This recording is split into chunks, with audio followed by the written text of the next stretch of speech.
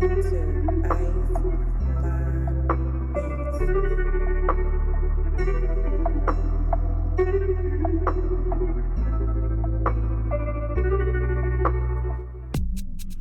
What's up, fight fans? Mainman Mademan here. Man, y'all know how I get down. We talking boxing, man. What up to the fam? What up to everybody in Mainman Mademan's boxing forum on Facebook?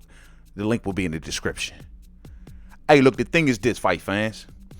I've been checking out some of the boxing headlines and seeing what's going on around the sport, and I'm noticing today that there's some articles about my man Jermall Charlo out there, fam.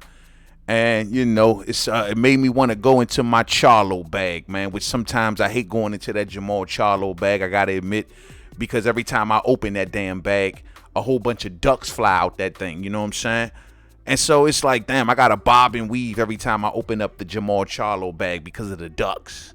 It's crazy, Slim. But anyway, man, the thing is this. I'm listening, I see that Jermall Charlo is, it's like he's having a lot of plans that he's going to be making at 160 pounds. There's headlines out today saying that Jermall Charlo wants to unify. There's headlines out to saying that he may want to go for undisputed. I just listened to his last interview that he recently did over on Showtime Sports, in which Jermall Charlo was speaking about how, you know, he want to remain at 160 pounds, and he believes there's a lot of young talent that's going to be coming through the ranks at 160. He says he basically want to stand there and he wants to reign. And it's almost sounding like Jermall Charlo doesn't have no plans in the near future of moving up in weight. And I find this to be very funny because when you look at his path at 160 pounds, fight fans, you say to yourself, like, what's the path? What you talking about? Because the stuff that we hear Jermall saying in these interviews, we know it ain't going to happen. We know he's not going to get a Gennady Golovkin fight. We know that he's not going to get a Canelo Alvarez fight sitting down at 160 pounds, basically doing nothing. We're hoping for a Demetrius Andrade showdown, but Demetrius Andrade's business right now is not clear into which direction that he's going to go into.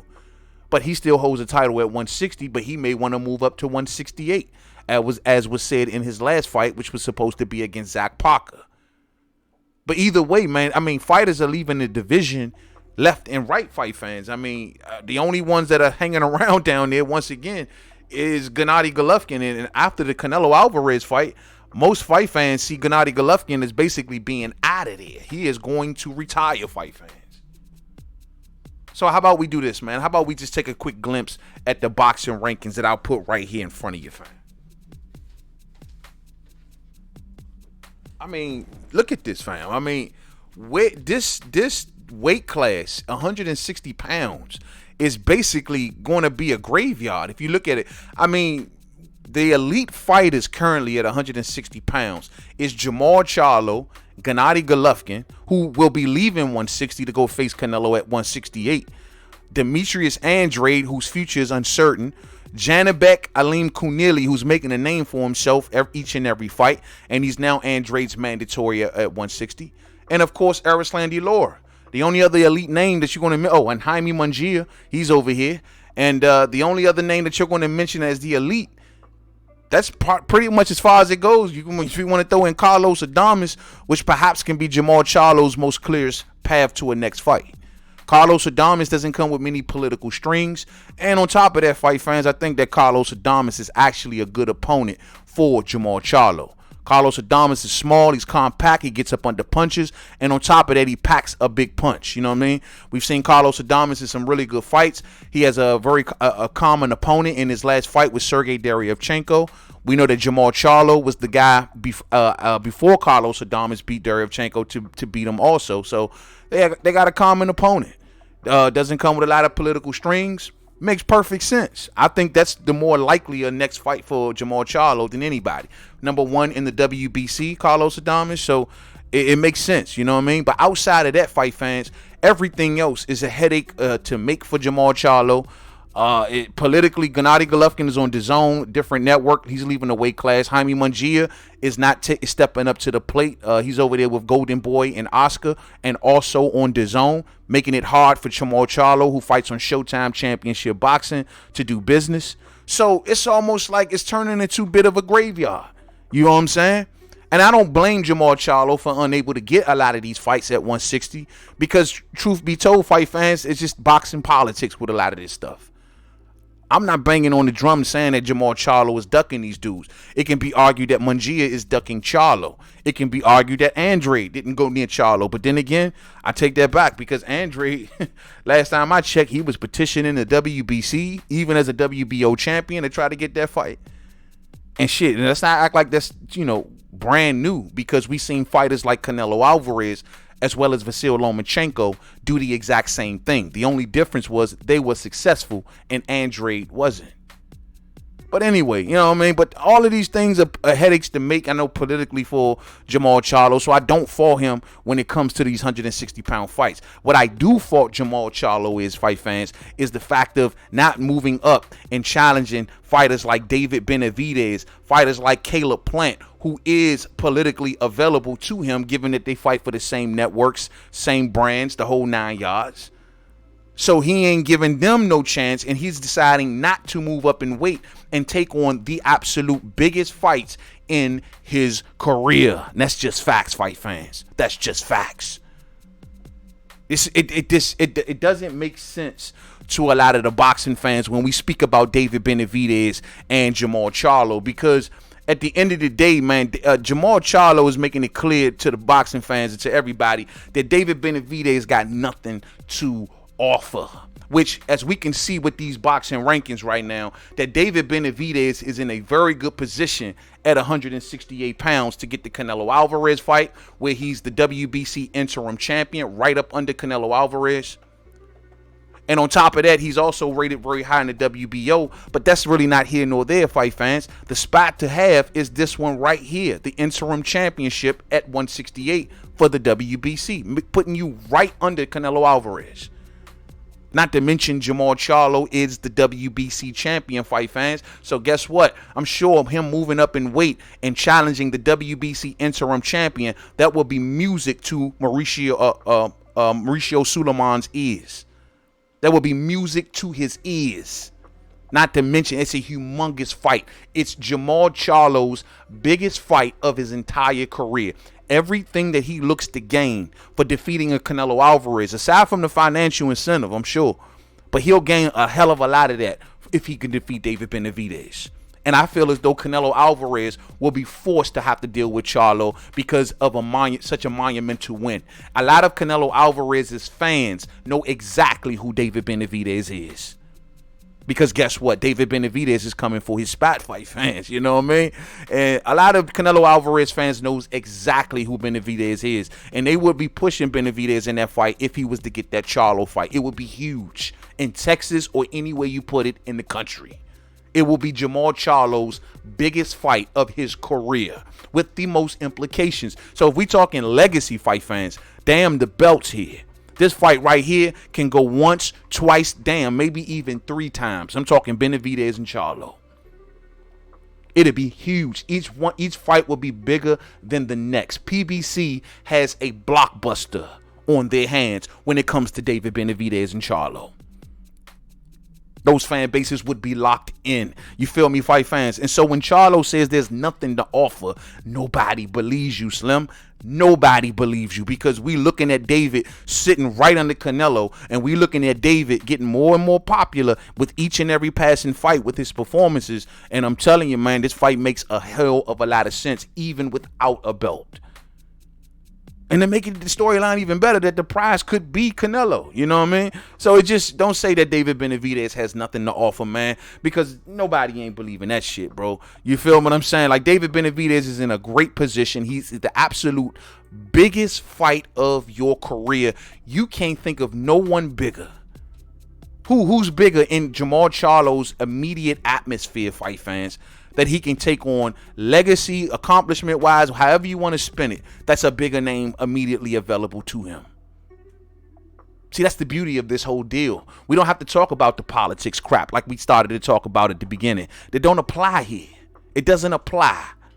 So it doesn't make no sense. And this is what I'm saying. Jermall Charlo saying that he wants to stay at 160 and unify titles. Unify with who? Because if Demetrius Andre doesn't accept the fight, everything else, nobody really wants to see it.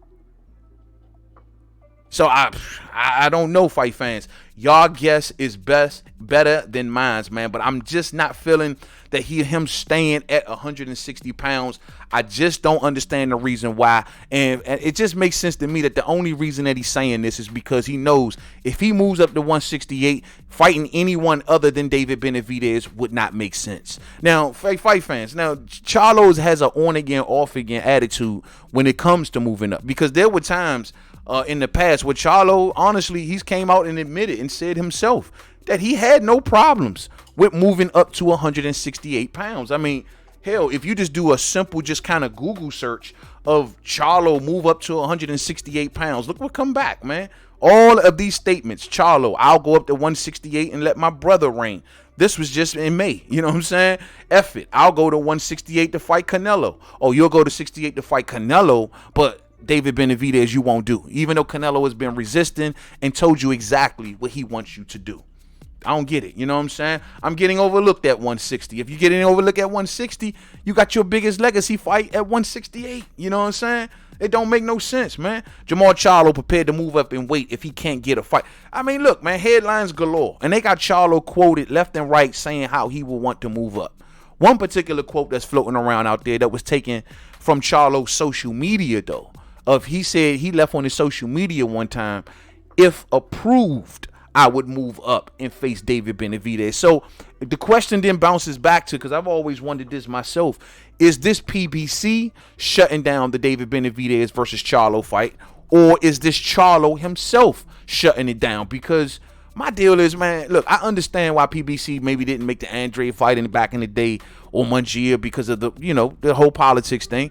But when it comes to this fight, I would think that PBC would be, all over this because of how big it can be and how big it is. The Mexican fan base, Charlo's black fan base, it's the perfect recipe. They come from, they can do this in Texas. It'd be huge. It's everything that the PBC would ask of this fight to do. So I don't know if the PBC suits are the ones that's really holding this back. You really, really got to ask yourself that, fight fans. I mean, because truth be told, every time I see Charlo, man, he's always under the influence. He always drunk. I mean, I'm starting to go from Charlo to start calling him Rollo. I'm about to stop calling him Charlo, and I'm about to start calling him Rollo, fight fans. But he loves himself some WBC, and he does not want to let go of that world title at 160 pounds, if you let Charlo tell it. He feels as though that's the best thing he got going, having that belt. It keeps a check coming in, fight fans. So once again, he got heart of a lion right there on his chest. And there was once upon a time I really, really believed that when he was at 154. Now it's hard for me to kind of believe that. You dig? Heart of a lion, what, the lion from the Wizard of Oz? He was missing his heart. Shit, I mean, I don't understand, fight fans. But at the end of the day, man, he loves this WBC. And if, like I say, if he wants to move up and challenge the WBC interim champion in Benavidez, a fight that can be possibly bigger than belts. It's that big. It'll be a really, really good fight. You know what I mean? But other than that, for Charlo to want to rule over a graveyard, man, at 160, it looks to me like he's just sitting down collecting belts and collecting checks. I'm sorry. Just collecting checks. And maybe PBC just can't push him up to want to do it. Maybe, as we've seen his trainer, Ronnie Shields, come out and show that they're not interested in moving up to 68. And he's the one that really came out after Charlo has okayed that he was okay to go to 68. It was Ronnie Shields who shut that down. So maybe this is a Charlo thing. I don't know. It just don't seem like this will be more PBC. PBC seemed like they would jump at this opportunity. Now, we've heard talks about David Benavidez versus Caleb Plant possibly scheduled sometime towards the end of this year, maybe sometime next year. There is talks about that fight. But shit, man, Charlo talk about moving up. Man, who knows? That fight may surround and get scrapped. This is a bigger fight. And it'll be real messed up to see Charlo if he eventually moves up to 68 to fight nobody. So I just don't get it, man. Look, man, I gotta say, man, I could usually take this time and really dance all over Charlo, man, but it just really, it's not making no kind of sense. This was the guy who I thought was going to be the better Charlo. Something deep down inside me even still thinks that if he's 100% focused back on his A game, put the bottle down or whatever the hell he doing, man, getting twisted all the time, and he get back on the game, hey, he would be the better Charlo. I still think it's inside of him. He's strong. He's naturally strong. He has good punch placement, good reflexes, physically gifted. You know what I'm saying? Good fighter, durable fighter, tough. But somewhere along the line, Jermall Charlo got soft. Jermall Charlo got soft. Some may say it was the money. Some may say PBC spoiled him a little too much. Whatever the case may be, somewhere along the line, Jermall Charlo, instead of, grabbing for the stars, maybe going, surpassing his brother by leaps and bounds, really going for it, he took his foot off the gas during his career. And it's like he kind of went a little soft. And I hope that this doesn't translate into the ring, because his last couple opponents, he has not been looking stellar. And he's been fighting down towards his competition. Questions about, is Jermall Charlo staying sharp? Will he be sharp? Is starting to arise. I just wonder, fight fans, what happened to Charlo, man? What the hell happened to Charlo? All I'm going to say, fight fans, at the end of the day, look, man, this chasing of Canelo has to stop, because it looks desperate, man. It looks extremely desperate. I've heard Charlo in recent interviews put together plans, and, well, I can go and face Golovkin if he wants to go and face Bivol, and then we can meet up and boom, boom, boom. Like, look, Charlo, no one's paying you no attention. Canelo is not listening to you, man. Stop it, bro. Everything that you want from Canelo, you can get from David Benavidez. If you want to push Canelo into a corner, take some initiative, you know what I'm saying? And push him into a corner by going through David Benavidez. It just makes sense. Anyone who talks against this cannot be a boxing fan. And you cannot tell me why it doesn't make sense. So I'm just saying, fight fans, it looks desperate. It looks terribly. Even after Canelo lost, he's still talking this way. It looks desperate. This is why I'm glad, once again, that Errol Spence Jr. and Terrence Crawford have found each other and realized that we got our moment and we don't need no damn Canelo. Let's go for our moment. Thumbs up on the way out if you didn't hit it on the way in. Share.